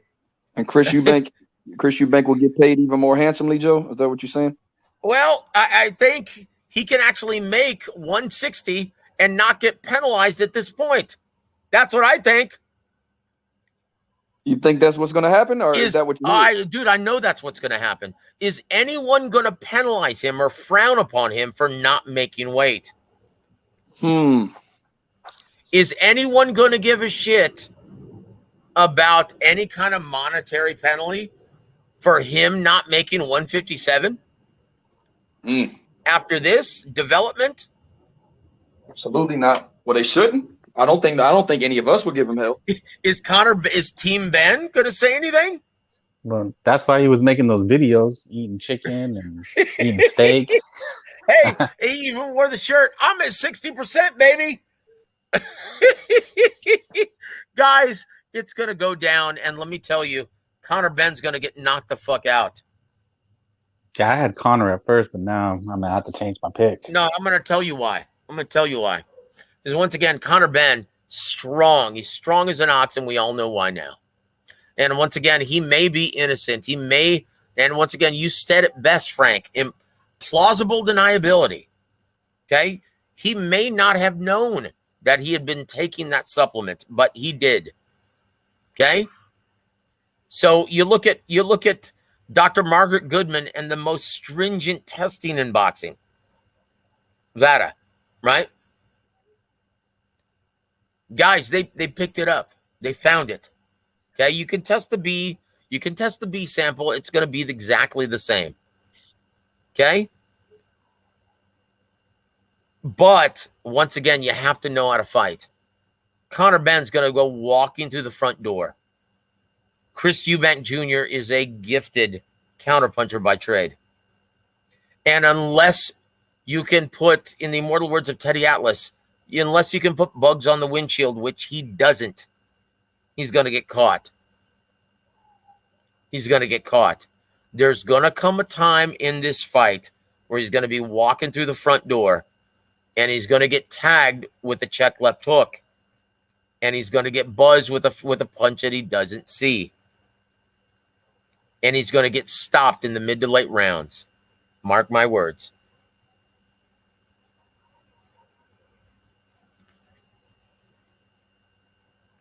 Hello. Hey Joe, I don't know, man. I was thinking, man. I didn't know who to pick. Be honest, I was watching film and I felt like a lot of people are picking Conor Benn, though, Joe. A lot of people that I respect, but I didn't. Of course they are, man. It's a sexy pick, but you look at the odds makers. Who's favored? Oh, Eubank, over 2-1. Yeah, yep. over 2-1. Over 2-1 on most sports books. Why? Because he's the bigger guy, more experienced guy too. Yep, that's Conor it. Conor Benn does get reckless. Conor Benn is just going to come charging ahead like a bull, and he is a bull, guys. And he's got a bright future ahead of him, but he's going to take a loss and he's going to get knocked out. That's it.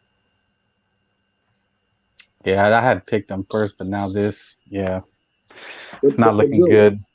Joe, when you say, so if he doesn't get knocked out, does Chris Eubank just outpoint him, pot shot him? Oh, yeah. Oh yeah. Connor Ben. Did you say Connor Ben get the decision? I mean, Chris Eubank. You think he's just going to get the decision? Yeah, Chris Eubank is going to get the decision. He's going to do the cleaner, classier work, right? And once again, this is too soon for Connor Ben.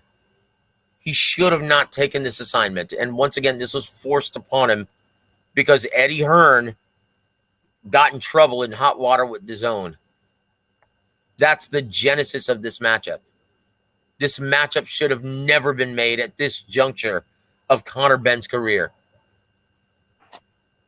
Guys, this is way too soon for the blue chip prospect. And he's such a huge ticket seller in the UK. But out of necessity, Eddie Hearn put this matchup together. And why? Because he sold the rights to broadcast the fight to the Saudis, who then sold it to Sky Sports. And I'm referring to Anthony Joshua versus Alexander Usyk 2, the rematch. DAZN was planning on that being their debut of their UK pay-per-view unit. This matchup was forced on him out of necessity. And is a fighter going to say no to a matchup? No. These guys are fearless guys. These guys are fearless. In their minds, they can whoop anyone's ass in their division, even above and below it. These guys are fearless. Connor Ben's like, dude, I'm kicking everyone's ass. I'm the strongest guy in the division. Of course I can whoop this guy's ass who's never accomplished anything, who lost to Billy Joe Saunders. I mean, this guy's not in my league. Yeah, but the thing is, he lost to George Groves at freaking 68. I think people, man, they, Chris Eubank is I don't know, Joe. I feel like this is a lot of people. Once again, George Groves, a very intelligent fighter. Very intelligent fighter. You're talking about look, Connor Ben or Chris Eubank Jr. He's a counterpuncher by trade, a very skilled one. But as long as you work behind an intelligent jab, using feints, using sporadic jabs, hard sticking jabs, touch jabs, if you mix that sporadically, you're going to consistently throw off and disrupt the timing and rhythm of a prolific counterpuncher like Chris Eubank Jr. That's why Korobov gave him so much trouble before he got hurt. And that's why that's why Billy Joe Saunders owned him.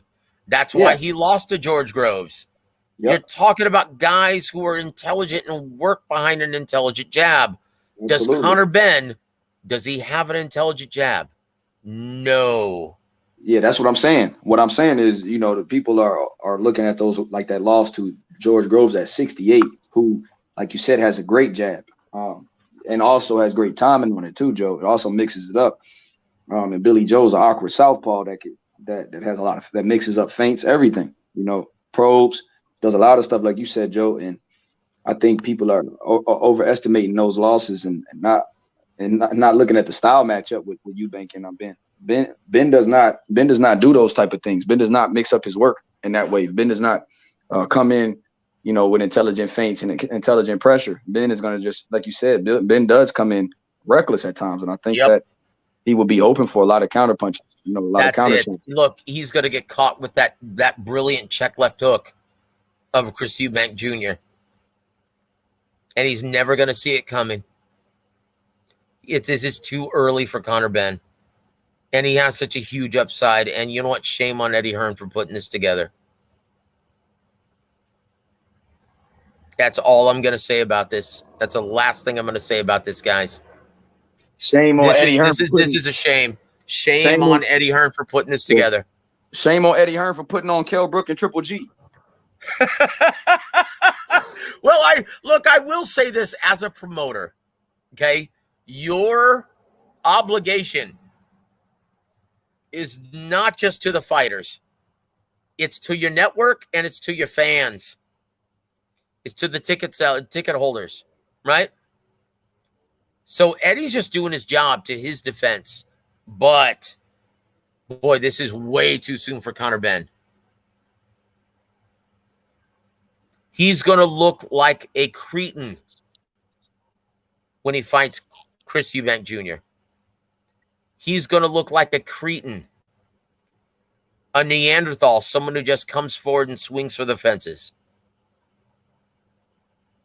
And it's going to be blatantly obvious, guys.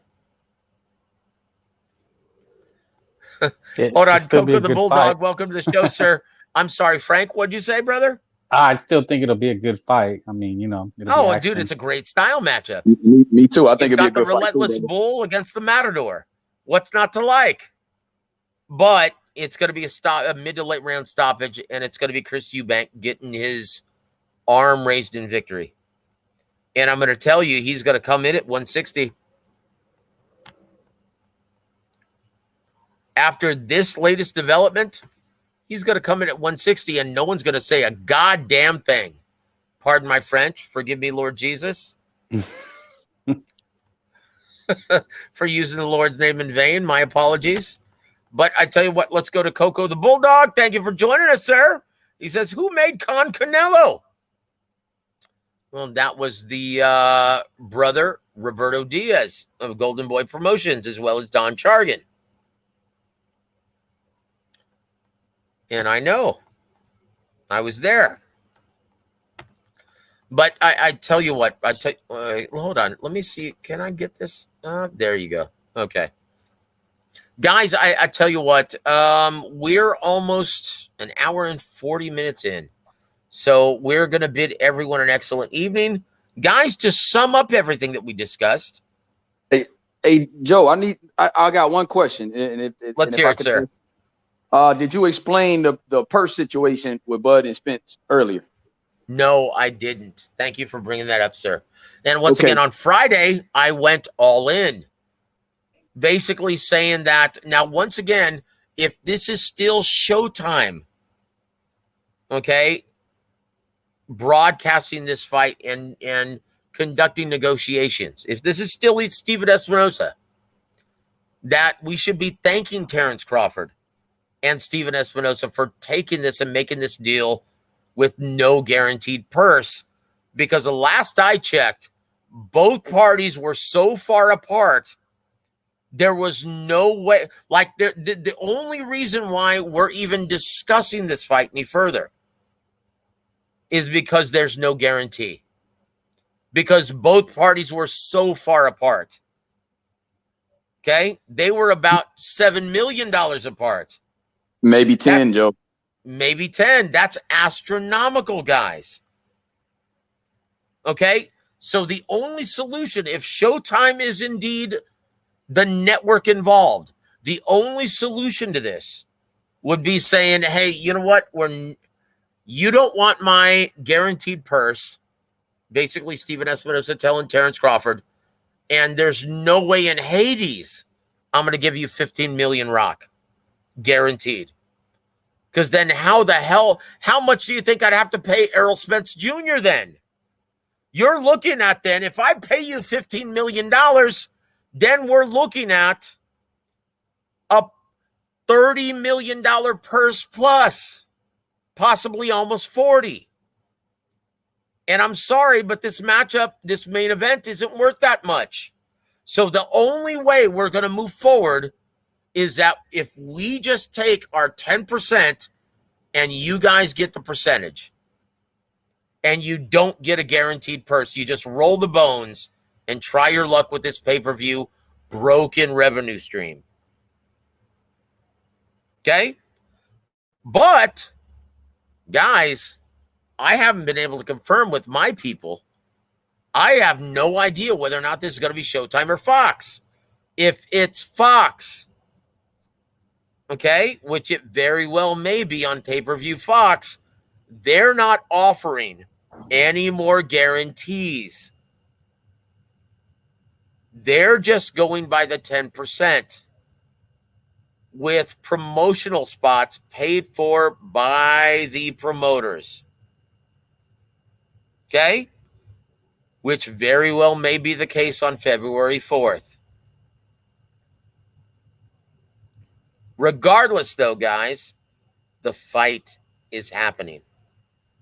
The fight is happening. But Joe, Spence That's what versus matters. Crawford Joe, break is it down going though. down, guys, February 4th, MGM Grand Garden Arena in Las Vegas, Nevada. Young Okay, Bill, but your Joe, thoughts, sir?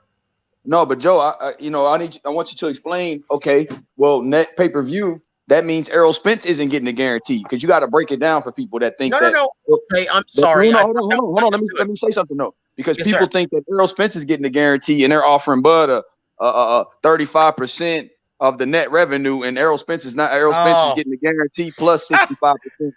They think that it's a slave that's contract. absurd. Yeah, That's but that's what absurd. people are running with. So you gotta explain to them what all that entails. Okay, if you're getting 65%, Errol Spence and them are splitting the net revenue, but neither one are getting a guarantee. Is it a slave contract if Errol Spence is willing to get it to forego his guarantee as well and get a percentage? Okay, well, let's just knock out all of the misconceptions that are hovering over YouTube at this time. Please. One, okay, first and foremost, okay, guys, people are bad mouthing Al Heyman, saying, "Oh, see, this just proves it." He's trying to rob Terrence Crawford. No. And once again, Al Heyman, he may be a lot of things, but when have you ever known him to fuck fighters out of their money? Quite the contrary. He has a history of paying them more than what their market value dictates. Okay, and once again, if you know the business of boxing, the promoters do not use any of their own money. Oh, see, Heyman, he has no money. He can't actually offer these guys guarantees. Guys, no promoter, no major promoter uses their own money to make these guarantees. It's network money. Do you think Bob Arum uses his own money to make Shakur Stevenson versus Robson Conceição? No, that was ESPN. They pay the licensing fee. The licensing fee determines what the main event guaranteed purse is going to be. And what pays the undercard, Joe?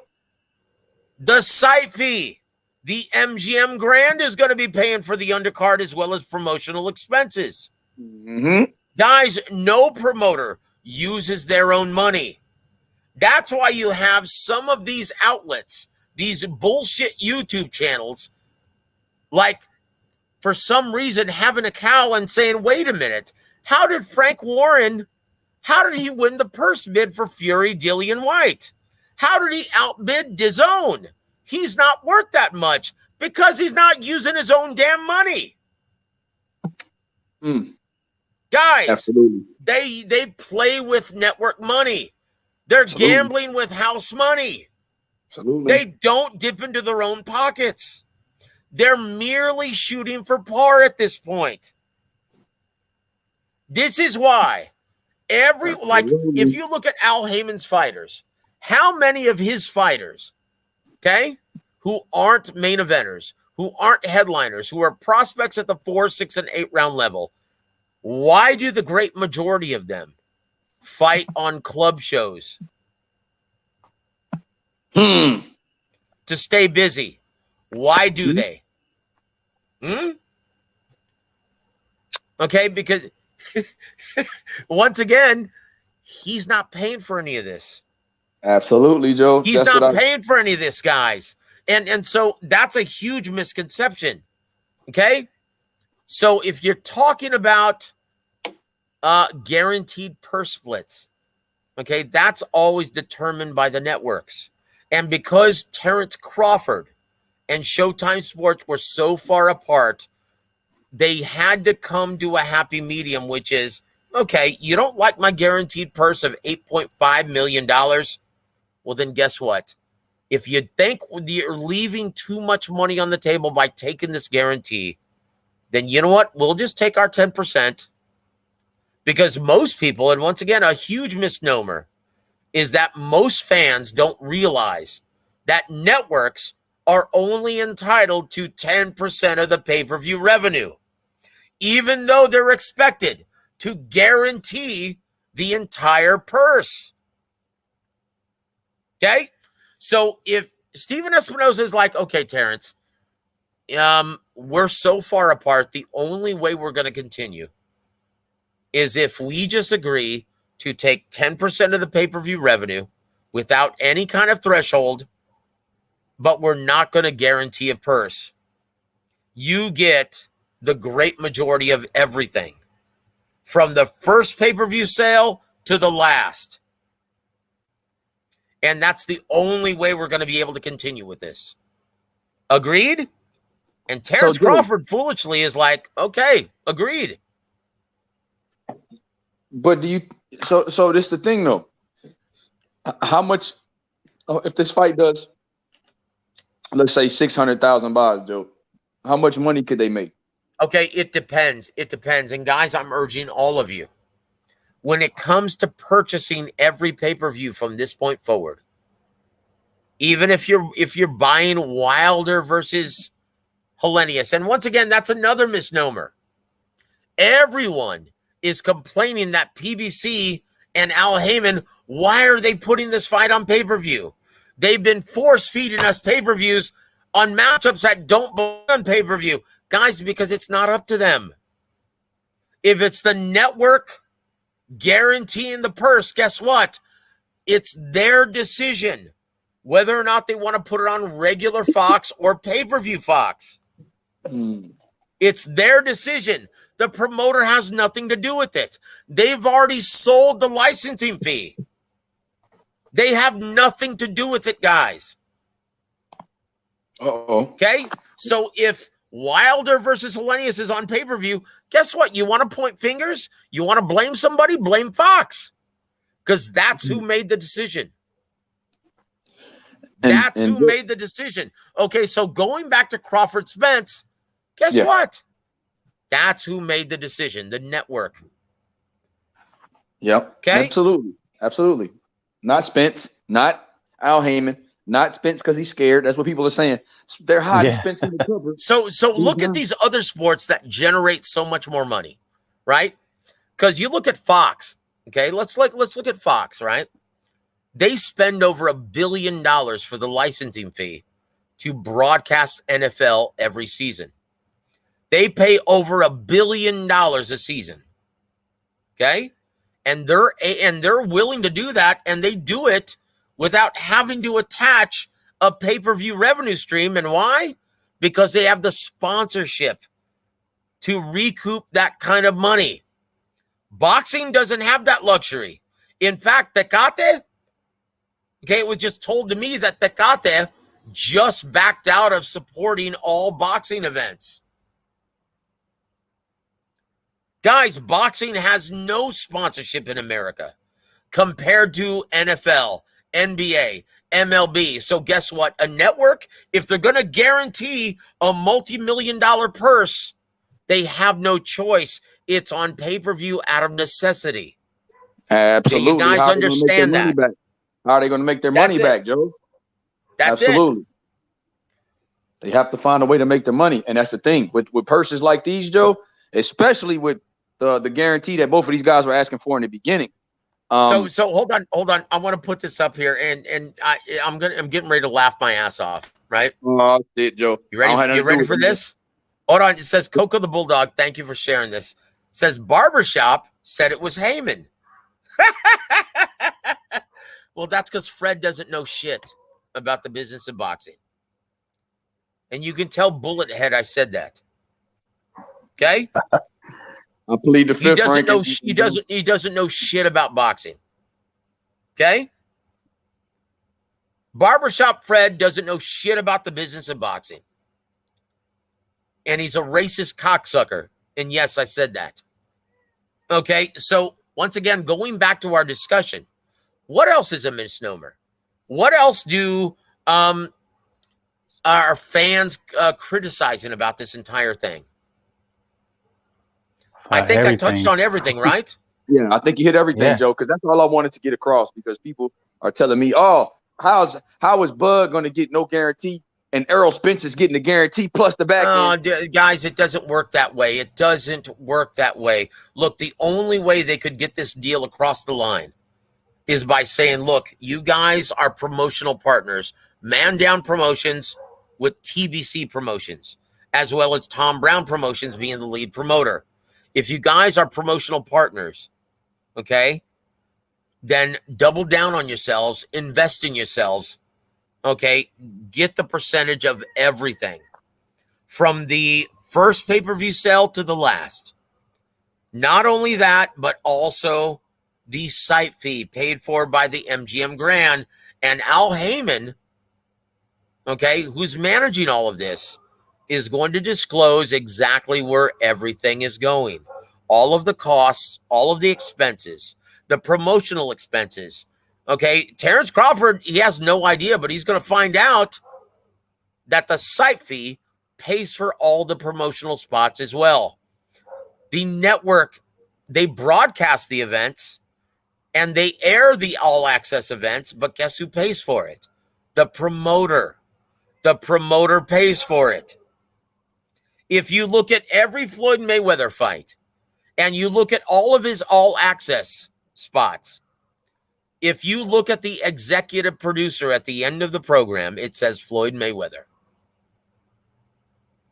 For a reason, he's paying for all of it. Okay? Guys, the network is only entitled to 10%, yet they're expected. To foot the bill, Joe. To foot the bill for the entire broadcast fee as well as the guaranteed purses. Exactly. Right? So, guys, once again, on this channel, we're going to stress the business of boxing. And why? Because it makes everything make sense. So basically, Joe, Errol Spence, if Bud Crawford's not getting a guarantee, Errol Spence ain't getting a guarantee. They're business partners, and they'll be going in, taking a split of every pay-per-view buy from the first to the last. That's it. You said it best, young Bill. That's precisely it. So guys, you have no reason to throw daggers at Al Heyman. And to think that he didn't want to make this fight happen, yet he's been trying to negotiate this since June? Yeah. You guys need your head examined then. Hey. I think it just sells papers, huh? Errol Spence has been staying down and waiting on that, Joe. He's been saying he wants to go to 154 since a year ago. He's saying, man, it's gonna be my last fight. And Joe, you know he's a big fella. He's still staying at 47 for this fight. I will say this. Okay, the last thing I'm gonna say is this. Uh-huh. Terrence Crawford, he had better pray and he had better hope that his market value increases exponentially after this fight. Because if not, with this experience, no network and no major promoter will ever want to work with him ever again. He might as well retire. Guys, all indicators point to this being Terrence Crawford's last fight. Woo! I can see that now. Mic drop on that one. Last words, Joe. Seriously, that's it, guys. You can take that to the bank. Unless, look, and he very well may become a mainstream star after this. Because look at Tyson Fury and Deontay Wilder going into their second fight. They weren't big ticket sellers, neither one of them. But after the success, the financial success, the commercial success, the critical success of fights 2 and 3, both of them are big mainstream commodities now. So this very well could happen to Terrence Crawford. And he had better hope that it does. And if it doesn't, no promoter, no network after this diva-like effort in negotiating this fight will ever want to work with him again. Not Top Rank, not Matchroom, not Golden Boy, and definitely not PBC. After this painstaking experience, do you really think Al Heyman's going to want to work with him after this ever again? Hell no. But Joe, don't blame Terrence Crawford. Because Terrence Crawford slander is moving too much on YouTube. That's what everybody telling me. No. Well, look. It's not entirely Terrence Crawford's fault. He's the product of receiving an inflated purse. Inflated purses from Top Rank. Yep, that's exactly right. They gave him the highest guarantee at the welterweight division. Yep. And that's what he was used to. You know, now you got to fight Errol Spence for. They saying similar money. What? I'm fighting my biggest fight for similar money. That's it. That's right. it. Very well said, young Bill. But I tell you what, we're now 2 hours in. So now we're going to bid everyone an excellent evening. Young Billy Boxing, where do we reach you, brother? Young Billionaire Boxing. Shout out to my man Joe. Shout out to my man Frank. But yeah, I do lives. I'm at the gyms. I go to press conferences. We're working on getting credentialed to the Spence and Crawford fight in February. Ain't that right, Joe? February 4th. February 4th. Circle it on your calendar. Spence versus Crawford is going down, and it's going to be at the MGM Grand Garden Arena in Las Vegas, Nevada. Circle it on your calendar. Make your arrangements now. February 4th, the weekend before Super Bowl week. Okay? Frank, where do we meet you, brother?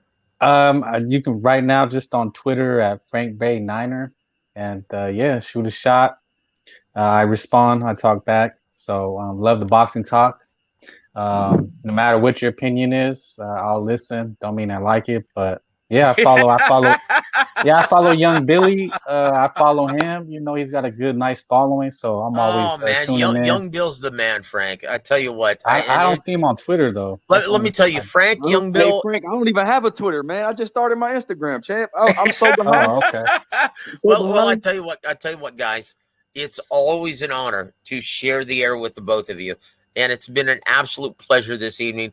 Guys, and for a special James Gogi show, we're going to be airing Coach James Gogi and get his thoughts on everything tomorrow evening. Same time, same place. Guys, on behalf of Frank by the Bay, on behalf of the great Young Billy Boxing, I'm Joseph Heron. You've been listening to WAWR Week Radio. Have a great evening, everybody.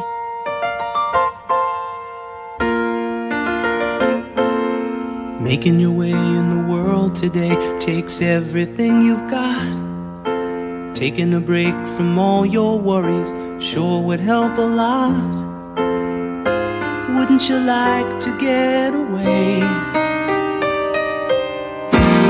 Sometimes you wanna go where everybody knows your name, and they're always glad you came. You wanna be where you can see our troubles are all the same. You wanna be where everybody knows your name.